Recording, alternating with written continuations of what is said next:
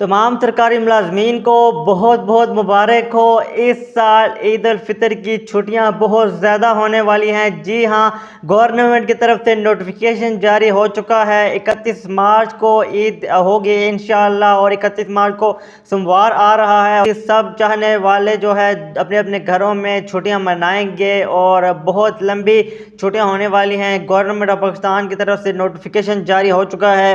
ईद की तारीख का तयन इस्लामी रवायात के मुताबिक शवाल का चांद नज़र आने से होता है।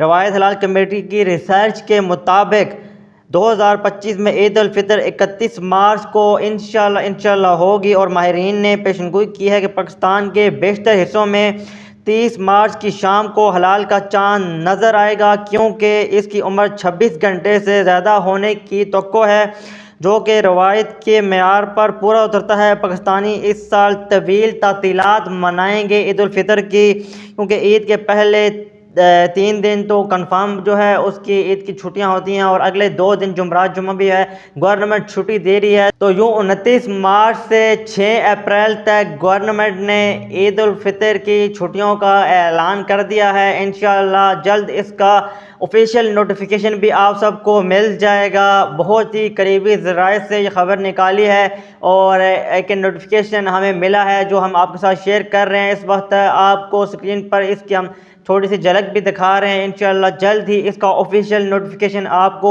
मिल जाएगा। बहुत बहुत मुबारक हो सरकारी मुलाजमीन को। इस साल बहुत ज़्यादा ईद उल फितर की छुट्टियां हो रही हैं, क्योंकि 31 मार्च को ईद आ रही है और 31 मार्च को सोमवार का दिन आ रहा है। 31 मार्च को और फिर 1-2 अप्रैल तो वैसे भी जो है ईद के पहले 3 दिन कंफर्म छुट्टी होती है, बड़ी छोटी ईद की, और उसके बाद आगे जुमरात जुम्मा भी जो है गवर्नमेंट ने छुट्टी दे दी है। तो यूँ 29 मार्च से 6 अप्रैल तक 9 दिन की छुट्टी बन रही है। मज़े करें भाई। इस साल खुशखबरी आपको सबसे पहले ये अवान टीवी दे रहा है। अवान टीवी ने सबसे पहले आपको खुशखबरी दे दी है।